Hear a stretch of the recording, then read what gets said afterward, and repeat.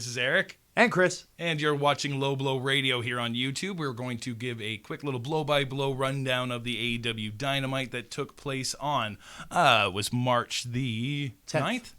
10th on the Wednesday. 10th on the Wednesday. Geez, got to get my days straight here. All right, it was March the 10th. We record too many shows on too many different days of the week and it juggles. So. Exactly. Things get a little muddled here. It is the day after, but we are going to discuss Wednesday's Dynamite. All right, what did we kick off with? This one kicked off with the AEW World Tag Team Champion Matt Jackson taking on Rey Fenix in the opener. Yes. Excellent match. Nice and fast-paced. What do you expect from these two guys in their tag team matches, just done in a single sentence, right? Oh, absolutely. I think, Matt maybe had remembered everyone talking about the Nick Jackson match that Nick and Phoenix had and maybe wanted to at least prove that, hey, there's two parts of this Young Buck tag team and that he can certainly hold his own in this kind of matchup as well. And they certainly, real hard-hitting, fast-paced opener from Matt and Phoenix. Really enjoyed this one. And having Nick and Pac on the outside as well just added and kept that story brewing. We know that the Death Triangle are going to get the next shots against the AEW Tag Champs, or at least the next big shots at the AEW Tag Champs. Yeah, again, it's something they don't quite get enough across. Again, it's a little muddled with the rankings and stuff like that, but it's something I do enjoy, that you can have a number one ranked team like the SCU who are sitting ringside, but then you also have number one contenders like the Death Triangle here with Pac and Phoenix, who will be getting the shot, but then there's other teams waiting in the wings that are putting their reps in and that kind of stuff. So, I think we're definitely leading to that match coming up in a couple of weeks, I would imagine. I don't think they're going to wait all the way for Double or Nothing or anything for that, but I'm enjoying the build and excited for that match. For sure. We got a trios match next. Dr. Britt Baker, DMD, McLeod, and Nyla Rose taking on, and Nyla Rose is in there because Rebel sudden injury for Reba again, couldn't participate. Well, getting her doctor's note from a dentist, which I didn't know was available for wrestling, but apparently that's okay. She's Dr. Britt Baker. It's a doctor's note. I just saying I didn't know a tooth injury would affect your wrestling. That was more what I was inflicting, or that you wouldn't need a crutch for it. I guess that tooth pain is quite bad. That's the most bizarre thing. They were taking on AEW Women's World Champion Hikaru Shida, Ryo Mizunami, and Thunder Rosa. Yeah, I'm calling Shida Cena from now on. That's fair. She is certainly very Cena-like in her dominance as the women's champion as of late. What did you make of Maki Ito in this one? Oh, man. It's so entertaining. I love the song at the start, and I ain't stopping singing just because the match has started. I'm getting my song over, damn it. That was fantastic. And then during the match, when she came in that initial flurry that led to her trying the head topple over maneuver. That's hysterical. I think she's fantastic. No, I think, she has these great sort of things from her real life that she's been able to orchestrate into this real fun character that is the charisma and the simplicity of the character is just so easy to get over for an American audience in that sense. Yeah. It's like she's this former K-pop singer who still wants to make sure she's getting over doing that because she was fired from doing that job. She also won a contest as a little child for having an odd-shaped head, so now she uses that as an advantage in all her matches. So she's kind of like the Samoans of old, where if you hit her head, it hurts your hand, not her. And she's this tiny little Japanese girl. It's amazing. I'm all for Maki Ito. She's just full of fire. Obviously needs to, get used to the American style. Like Josie Pro isn't as full on with some of the stuff. It depends on the maneuvers, and they have to be a little bit tighter when she gets working with these girls. But it's going to come with time. I think the charisma right now is enough to kind of get her over as she gets over those little humps. We got next match on the card was Scorpio Sky cashing in his Face of the Revolution brass ring for his match against Darby Allin for the TNT Championship. Good little match, I thought. What do you think? This is a great match. Yeah, I think story-wise going forward, it was Darby kind of coming off of the street fight, so what were the kind of repercussions of that going to be on his body after enduring all of that with Team Taz? And then sort of this more of an edge to Scorpio Sky that was coming out more and more throughout the match, and then not being able to, I like that he was countering all of Darby's big moves. Like he knew how to counter the coffin drop. He knew how to. He was expecting them. Yeah. So I liked his counters, and then the fact that he was then countered with a roll up. The fact that the thing that most people underestimate about Darby is his solid base wrestling, and it tends to be how he ends up winning a lot of these matches. So I like that was the thing that was the linchpin to say that caused him to further on his angry ways. Yeah, I love both of those. The two big counters, right? The cutter move and then the power bomb off of the Yeah. coffin drop was fantastic. Yeah, the timing on that was spectacular. Looked really good. We had several angles cut in through the show. Tony Schiavone had a word with Sting early in the night, was interrupted by Lance Archer and Jake the Snake Roberts. Yeah, I wasn't sure. I'm glad that he wasn't interrupted by Team Taz. Of course, Yes. We weren't continuing that feud. We can get to that later with another feud that is seemingly never ending. But this one, I think Lance and Sting could have some fun stuff. I like the old companionship between him and Jake plays some element to that as well. So I think that's a good working partner too. That's not going to put Sting in too much harm. We were getting, or supposed to get, Christian Cage's first words with Tony Schiavone since signing with AEW. But instead, we were interrupted in that segment by Kenny Omega, Don Callis, and the Good Brothers. Yes. And what kind of ties into this, earlier on, we had heard from John Moxley and Eddie Kingston. That's right. Coming the off video of package. Coming off of the exploding death match and all that kind of stuff, and the unfortunate not exploding thing that happened in the end. And I said this to you off the air. We didn't mention it on the show, but I'll at least reiterate it here.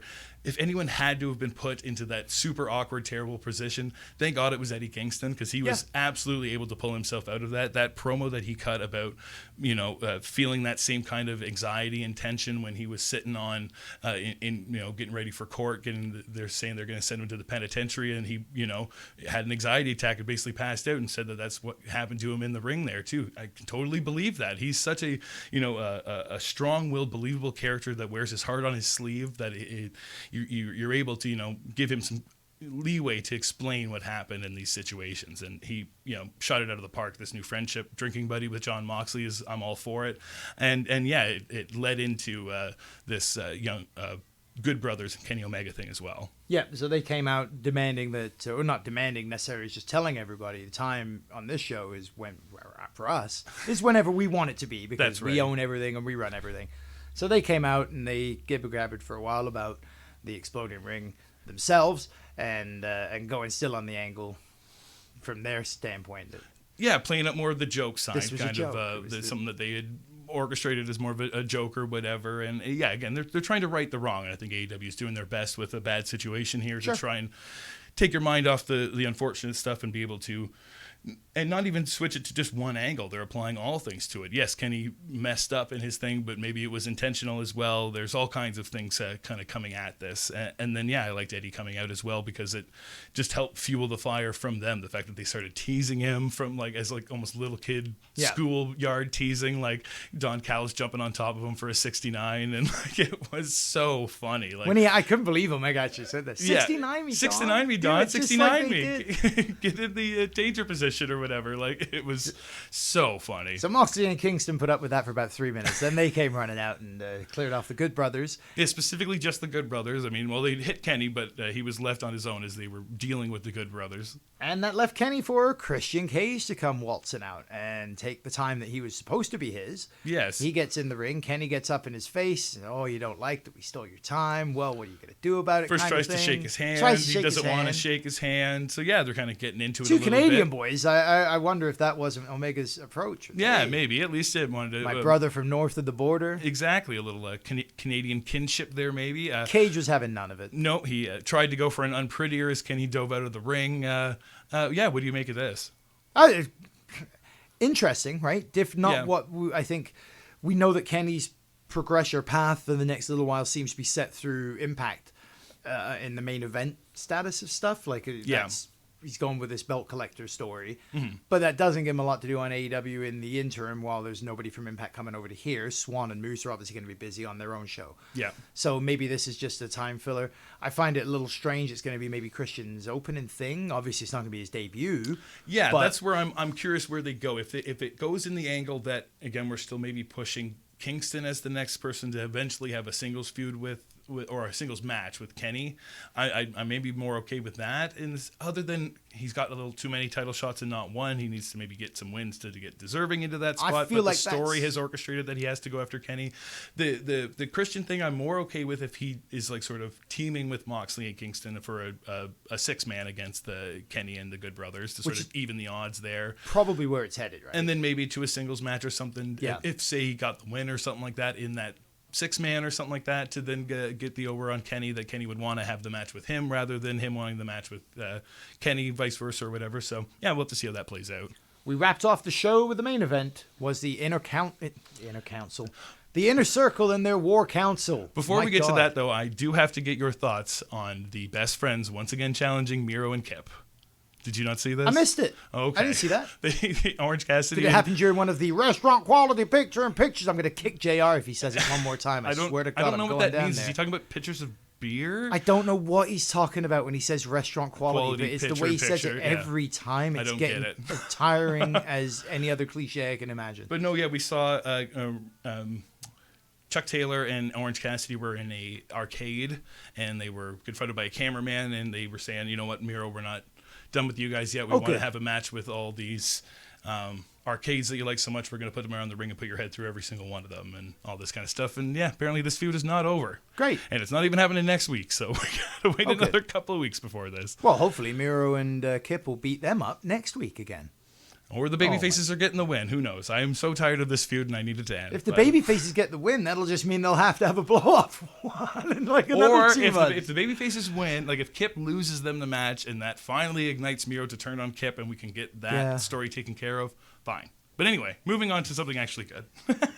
Had to at least touch on that, though. It can't all be glorious praise. They are really fucking up Miro. Maybe I saw it and just blacked it. I don't understand how I'd completely missed that, but I did. The Inner Circle War Council meeting. So it starts off with Jericho suggesting that quite possibly we've got to look at who we're adding to this group. We might need some fresh blood. MJF cuts him off pretty quick, says, no, Chris, what we need is less blood. We're going to kick somebody out of the group. Yes. Which led to the return of Sammy Guevara. Exactly. Yes, Sammy Guevara. His music hit, and he has hit the entrance ramp as talking directly to Chris Jericho, trying to get his attention to sort of say, hey, Chris, I've got something I want to show you. I know I'm not the last kind of person on earth right now you want to see, but we've been through so much over the last year. I really want you to see this. He plays some footage of his camera that he had set up in a locker room earlier on in the day, and we are seeing Inner Circle members Santana, Ortiz, and Jake Hager then being met by MJF as he says to all of them, boys, it's time. We're going to turn on Chris Jericho. Yeah, time for Chris to go out of the group. This is something we've been planning for a while. We've been talking about this for a while now. We're all on the same page. We all agree this is what we're going to do. Yep. Okay, let's do it. Cut back to the ring, a shocked look on Jericho's face as he turns and sees what he thinks is his, Inner Circle now standing with their potential new leader as he, says, yeah, Chris didn't want this to be the way you found out, but get him. And they all start slowly walking towards Chris Jericho. And then they stop. Abruptly turn. And they all face MJF. The Inner Circle have now said to Chris, or to MJF, hey, you think we don't talk? We don't, watch the show? We don't know what you're actually planning, what's all going on here. We knew that you had something else up your sleeve and that we've all been talking and we knew this was all coming. We're not out of the Inner Circle. You're the one that's out of the Inner Circle, MJF. And they get ready for a good old-fashioned Inner Circle beatdown as he's cowering in the corner, fearing off Chris Jericho, saying, you know what, Chris? No, you know what? I never wanted your Inner Circle. I was making one for myself. As the lights go black. There's tons that happen in this final segment. The lights come back up, and who did we see? You got FTR, Shawn Spears, Tully Blanchard. They are now, and Wardlow. And Wardlow, most importantly, or the biggest, most striking visual for me in this was Wardlow not in his suit.